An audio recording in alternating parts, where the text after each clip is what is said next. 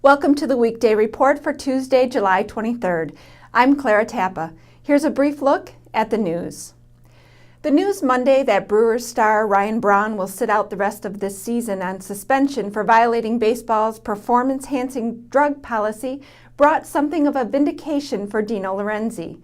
Lorenzi is the Pleasant Prairie man who is the Director of Rehabilitation Services at United Hospital System and was the collector of a Braun urine sample that tested positive for elevated testosterone levels in 2011.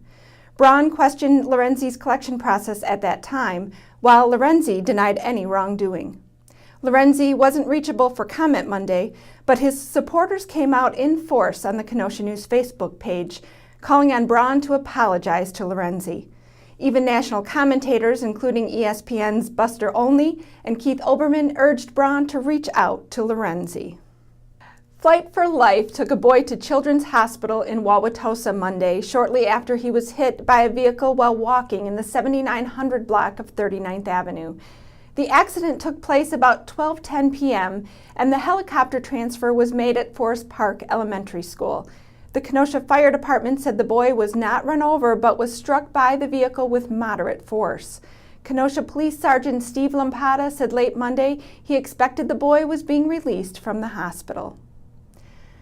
A Kenosha-area lawmaker's attempt to crack down on food stamp fraud was signed into law Monday.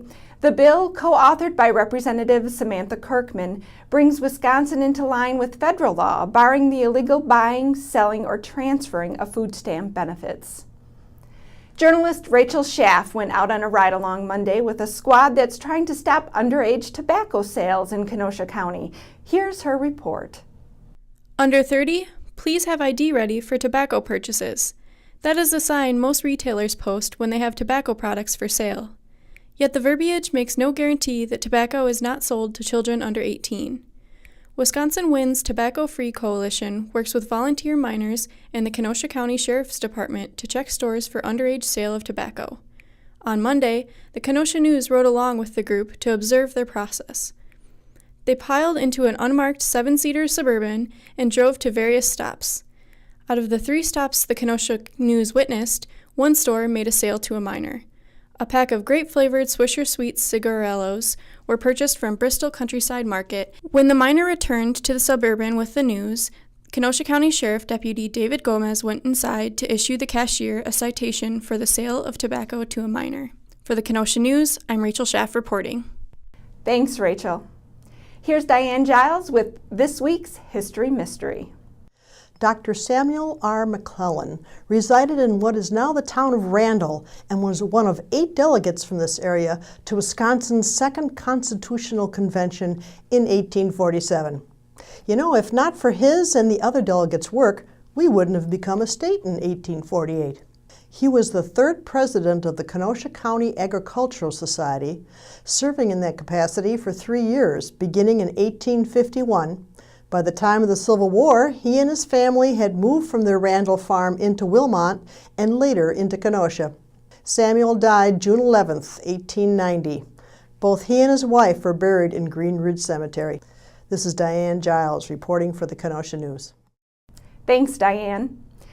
What's trending today? Wisconsin approval ratings for both President Obama and Governor Walker slipped below 50% in a Marquette University Law School poll released today. Is that indicative of Wisconsin's true independent nature, or just a sign that politicians are generally unpopular these days? Tell us what you think on our Facebook page. Up next is Deneen Smith with a look at a recent archaeology dig at Petrifying Springs.